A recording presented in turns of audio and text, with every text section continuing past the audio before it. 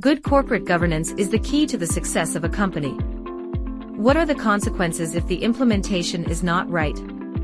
Surely the company can experience various problems, such as corruption, financial leaks, and can lose investor confidence. Let's find out what corporate governance is. Governance in good corporate governance, GCG, is referred to as governance. Meanwhile, corporate governance, CG, is defined as a concept concerning the structure of the company, the division of tasks, the division of authority, the division of responsibilities of each element of the company structure. In conclusion, good corporate governance, GCG, is a system that regulates and controls the company to create value added for all stakeholders, both primary stakeholders such as investors, employees and managers, suppliers, business partners and the community, as well as secondary stakeholders such as government, business institutions, social community groups, academics and competitors.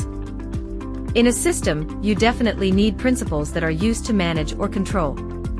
Like a company as a sports team, which certainly needs rules, clarity of the role of each member. What happens if everyone goes their own way? Surely the team will be chaotic, right?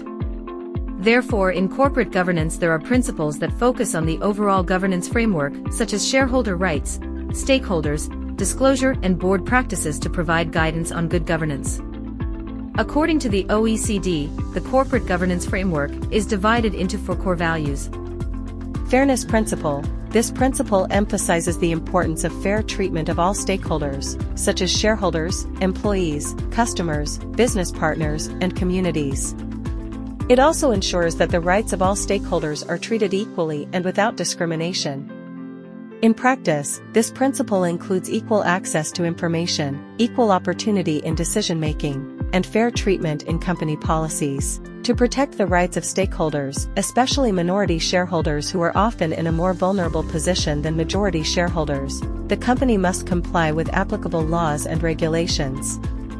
And then, there is responsibility principle. This principle emphasizes the company's obligation to conduct its operations ethically and responsibly towards all stakeholders, including the community and the environment. It also includes the company's commitment to comply with applicable laws or regulations and carry out corporate social responsibility, CSR, practices that aim to have a positive impact on society and the environment.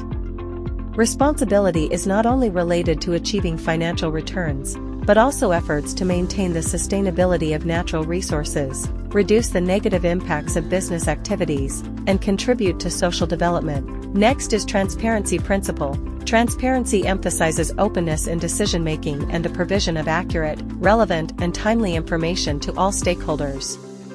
This principle requires companies to disclose material information that may influence the decisions of stakeholders, including financial statements, operational performance, and corporate strategy. The information presented should be easily accessible and understandable, thus enabling shareholders and other relevant parties to make informed decisions. And the last is accountability. Accountability refers to a company's responsibility to account for every decision and action to stakeholders. This principle ensures that the company is well managed through a clear organizational structure, a transparent performance evaluation system, and efficient resource management.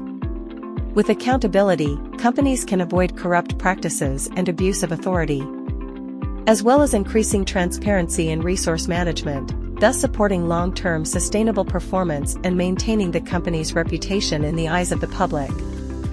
In Indonesia, many large companies operate in various sectors. One of them is Freeport Indonesia Company, a big mining company operating in Papua. Who doesn't know Freeport Indonesia? Freeport Indonesia is a mineral mining company affiliated with Freeport-McMoRan, FCX, and Mining Industry Indonesia, MIND ID. The company mines and processes to produce concentrates containing copper, gold and silver. Since operating in Indonesia, Freeport has become one of the world's major producers of gold and copper. We chose Freeport Indonesia as a case study in this video because the company is one of the world's major producers of gold and copper and contributes greatly to the Indonesian economy.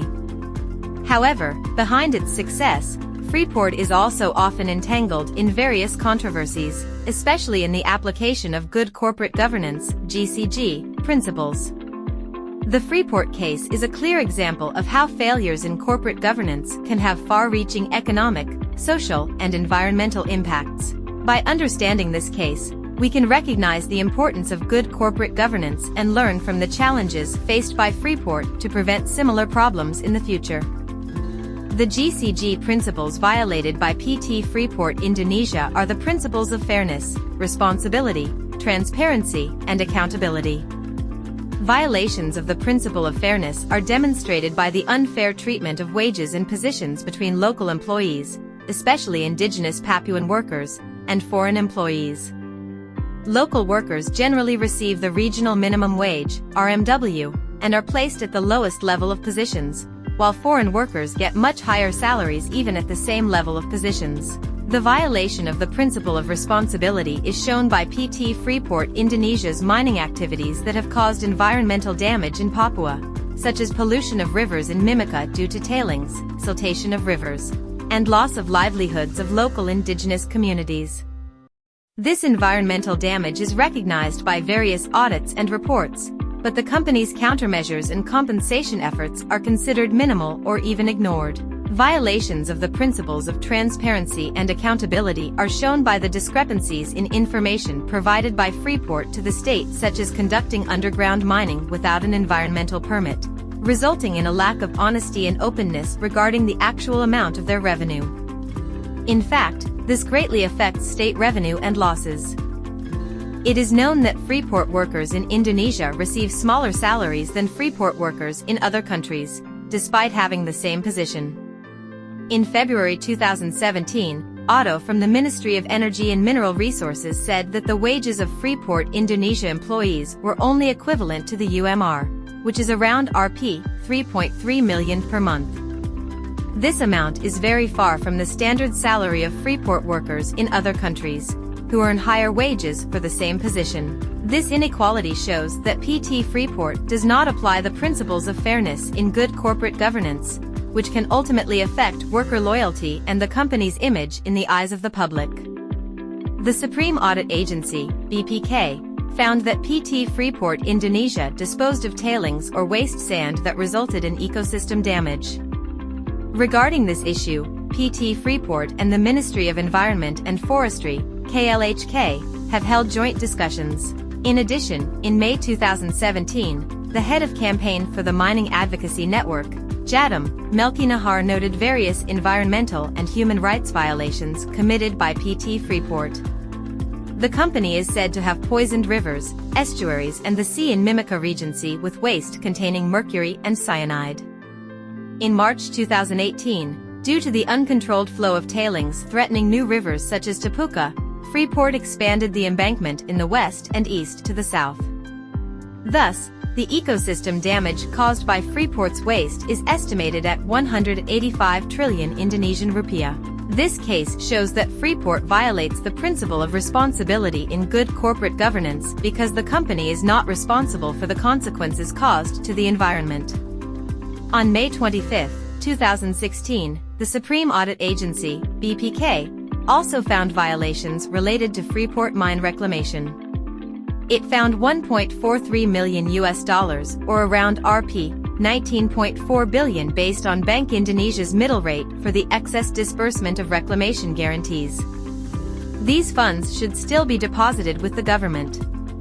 The reclamation report submitted by Freeport did not match the conditions on the ground. This means that there are allegations of data manipulation in reporting, which has the potential to harm the environment and surrounding communities. In addition, there is a potential state loss of $22.29 million or around 293 billion Indonesian rupiah due to the fact that Freeport has not deposited its post-mining fund obligations for the 2016 period to the government. This case reinforces that Freeport has not fully implemented the principles of accountability and transparency in its operations. The case of PT Freeport Indonesia's violation of good corporate governance, GCG, principles shows that poor governance can have negative impacts on workers, communities, the environment and the state.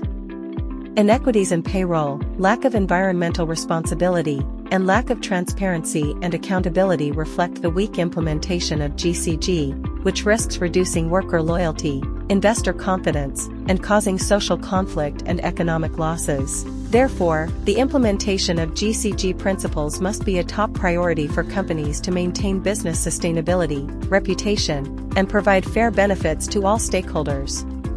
Without a commitment to good governance, companies can face legal sanctions, lose public trust, and hamper their business growth. Thank you for watching this video. Hopefully it will be useful, and see you in another video or opportunity.